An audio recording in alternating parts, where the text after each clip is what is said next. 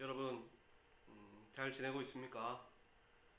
목사님은 잘 못 지내고 있습니다. 여러분이 너무 보고 싶고 그리워서요. 이번 기회에 또 새삼 깨닫게 됩니다. 여러분과 함께했던 시간들이 매주 다가오는 날들이었지만 그 시간이 얼마나 소중하고 또 함께 드렸던 예배의 시간, 또 찬양의 시간, 함께 나누었던 그런 교제의 시간들이 정말로 소중한 것이었구나. 평범하고 당연하다고 여겼던 이 시간들이 가장 소중한 시간들이었구나 라는 것을 이번 기회를 통해 깨닫게 됩니다. 아마 여러분도 그런 것들을 깨달았으리라 생각됩니다. 머지않아 조만간 우리 다시 만나서 예배 드리게 될 겁니다. 그때까지 건강하게 잘 지냈으면 좋겠고, 또 영상으로 드리는 예배지만 하나님의 은혜가 여러분 우리 중동부 친구들과 함께하기를 목사님 기도하겠습니다. 오늘 말씀을 보겠습니다. 마가복음 말씀이에요. 마가복음 5장 말씀입니다. 마가복음 5장 같이 성경을 찾았으면 좋겠어요. 마가복음 5장 1절에서 20절 말씀이거든요. 마가복음 5장 1절에서 20절 말씀인데 여러분들이 나중에 한번 읽어봤으면 좋겠고, 오늘은 핵심 구절인 5장 8절 말씀만 함께 읽도록 하겠습니다. 5장 8절. 이는 예수께서 이미 그에게 이르시기를 더러운 귀신아 그 사람에게서 나오라 하셨습니다. 너희들도 알아보니 라는 제목으로 말씀을 나누겠습니다. 예수님은 제자들과 많이 기적을 베푸시고 복음을 전하면서 다니셨죠. 이번에는 갈릴리 바다 건너편 거라사인들이 사는 지역에 가셨습니다. 여기는 이방인들이 사는 곳이에요. 여러분 유대인과 이방인 알죠?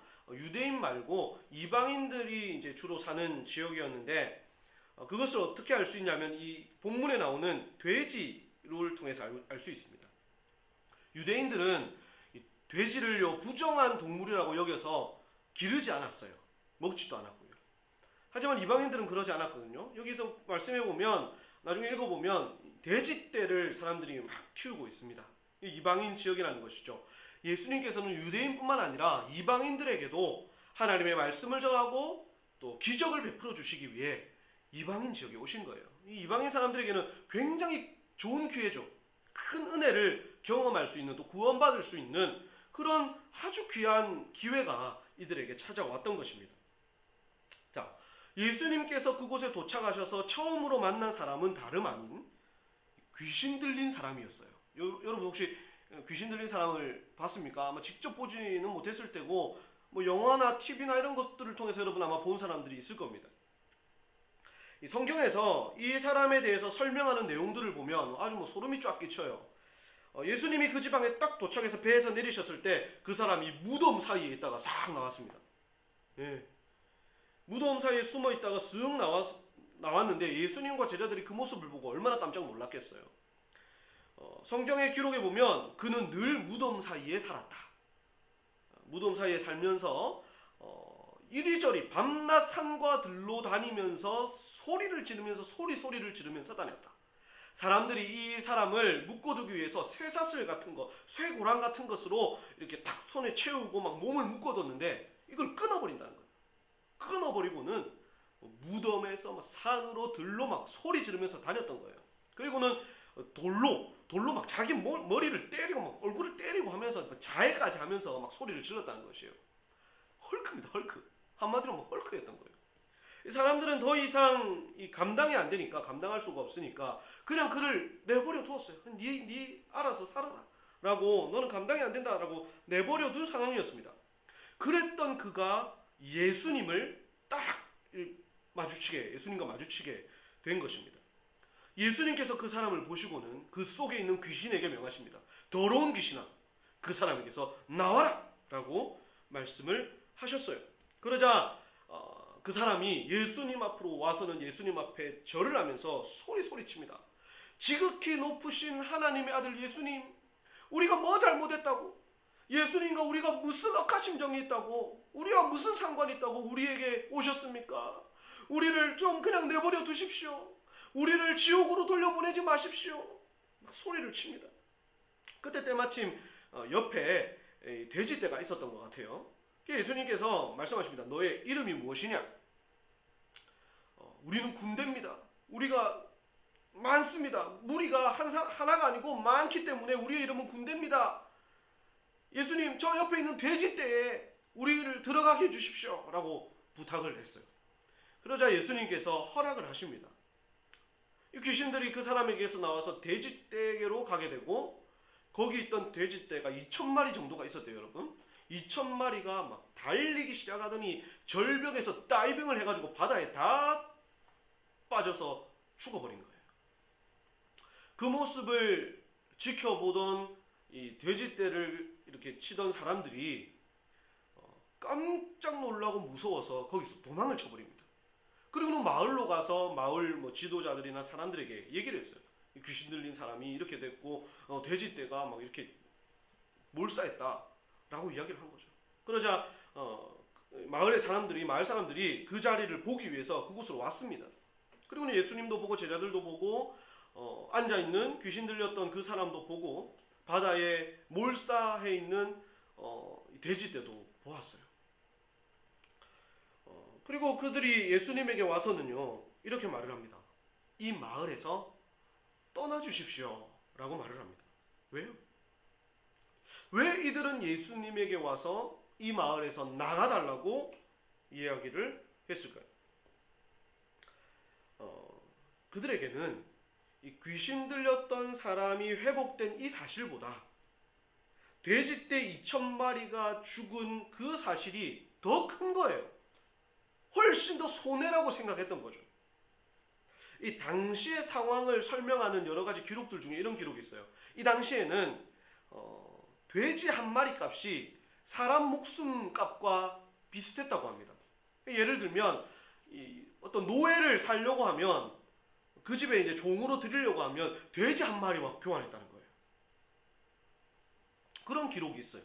즉 예수님은 그 한 사람의 목숨을 돼지 2,000마리보다 비교할 수 없죠. 비교할 수 없을 정도로 귀하게 여기신 것이고, 마을 사람들은 돼지 2,000마리를 잃은 것이 더 큰 손해다라고 여겼던 것입니다. 그래서 예수님이 이대로 우리 마을에 계시다가는 더 큰 일이 발생하겠다, 더 큰 손해를 우리 마을 사람들이 입을 수 있겠다라고 판단을 했던 것이죠. 여러분 어떻게 생각합니까? 그들의 이 판단이 어때요? 정말로 어리석은 잘못된 판단입니다. 예수님이 그들에게 돼지 2,000마리와는 비교도 할 수 없는 놀라운 기적과 은혜를 주실 수 있는 분이잖아요. 그런데 당장에 자기들이 입은 손해에 눈이 어두워가지고 그 큰 복을 발로 뻥 차버린 거예요. 결국 예수님은 그들의 요구대로 그 마을을 떠나십니다. 예수님은 사람들이 원치 않는 곳에서, 사람들이 원하지 않는 곳에서 기적을 베풀지 않으셨어요. 복음도 전하지 않으셨습니다. 귀신들도 알아보는 예수님을 이 이방인 마을 사람들은 알아보지 못한 참 안타까운 상황입니다. 이 안타까운 상황을 존 옥슨햄이라는 분은 이렇게 자신의 글에 쓰고 있습니다.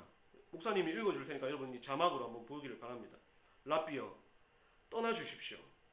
당신의 능력이 우리 자신과 우리의 재산의 손실을 가져옵니다. 우리의 길은 당신의 길과 다릅니다.